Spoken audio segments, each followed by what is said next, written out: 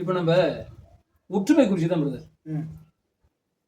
ஒற்றுமைன்றது இப்ப இருக்க சூழ்நிலை அத பத்தி கொஞ்சம் சொல்லுங்களேன். ஒற்றுமை. ஆமா. இப்போ ஒற்றுமைய பத்தி பேசணும்னா, எல்லா இடத்துலயுமே ஒரு ஒற்றுமை தேவைப்படுது. ஒரு சின்ன விஷயம் வீட்ல இருந்து ஆரம்பிக்கலாம். வீட்ல கூட எல்லா காரியங்களையும் செய்யும்போது, கணவனுக்கு மனைவில இருந்து பார்த்தீங்கன்னா, ஒரு ஒற்றுமை வந்து தேவைப்படுது. விட்டு கொடுத்து எல்லாத்துலயும் ஒரு ஒற்றுமையா செய்யும்போது தான் என்ன பண்ணுது, அந்த குடும்பத்துல வந்து பிரச்சனை இல்லாம சமாதானமா போகுது. எல்லா விஷயத்துலயுமே வீடு, ஆர்கனைசேஷனு, ஆஃபீஸு எல்லாத்துலயுமே இந்த ஒன் மேன் ஷோ வந்து எப்பவுமே ஜெயிக்க முடியாது. இப்போ ஒரு ஒற்றுமையா ஒருத்தர் ஒருத்தர் சார்ந்து டிபெண்டிங் ஆன் ஈச் அதர்.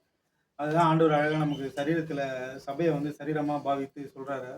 அப்போ ஒரு ஒரு கிரைஸ்ட் இஸ் த பாடி. அப்போ கிறிஸ்து நமக்கு சரீரமா இருக்கிறதுனால கிறிஸ்து தலையா இருக்காரு. மற்ற நம்ம எல்லாம் சரீரமா பாடியா பாட்டா இருக்கும்போது இப்போ ஒன்று இப்போ இங்கே வலிச்சதுன்னா இங்கே இங்கே கை வலிக்குது அப்படின்னா நம்ம கை வந்து என்ன பண்ணுது, இன்னொரு கை வந்து சப்போர்ட்டிவா வலிக்குது அப்படின்னு சொல்லி நம்மளை தாங்குது.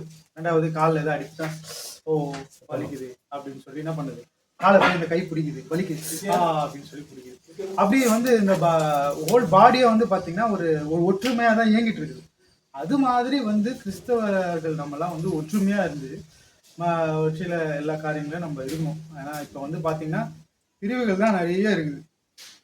அந்த சார்ந்தவன், நான் போலவை சார்ந்தவன், நான் பவுலை சார்ந்தவன் அப்படின்னு சொல்லக்கூடிய அந்த மாதிரி தான் எல்லாரும் இருக்கிறாங்க.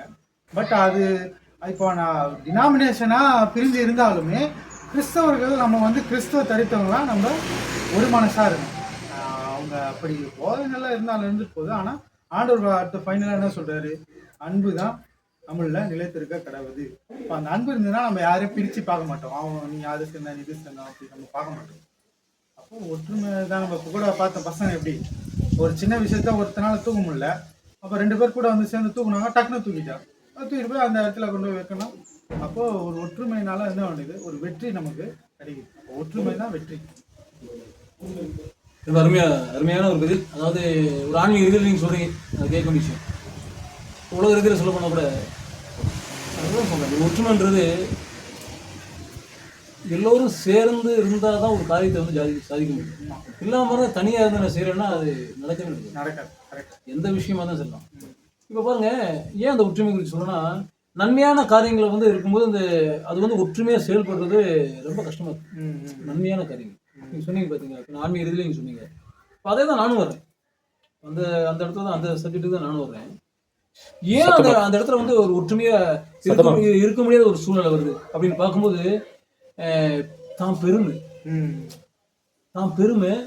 தான் இச்சிக்கிறதுனா அந்த தலைவர் பதிவுல நான் தான் இருப்பேன், அந்த ஒன்றிய பதிவுல நான் தான் இருப்பேன், நான் சொன்னதுதான், நான் பார்த்து மற்றவங்களுக்கு பதவி போட்டாதான் அது என்ன. அப்ப கீழே இருக்கிறவங்க ஒரு வேலை செய்வாங்க, எல்லா வேலையும் பொறுப்பா செய்வாங்க. நீங்க வேணா பாருங்க, கட்சியில எடுத்துக்கிட்ட கூட பொதுவா எல்லா கட்சியிலுமே குட்டி கட்டுறதும் இந்த ஸ்டேஜ் போடுறதும் பல வேலை பாருங்க, ஓடி ஓடி வேலை செய்வாங்க.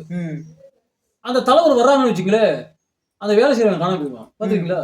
அந்த நீங்க பாருங்க, அந்த வேலை செய்யறவங்க காணாம போயிடுவான். இந்த பிள்ளைங்களை வந்து என்ன செய்யறாங்கன்னா யூஸ் பண்ணிக்கிறாங்க, வேலையை மாத்திரம் வாங்கிக்கிறாங்க. இப்ப எல்லா இடத்துலயும் அப்படிதான். நீங்க ஆன்மீகத்துல சொல்றீங்க, ஆன்மீகத்துல அதுதான்.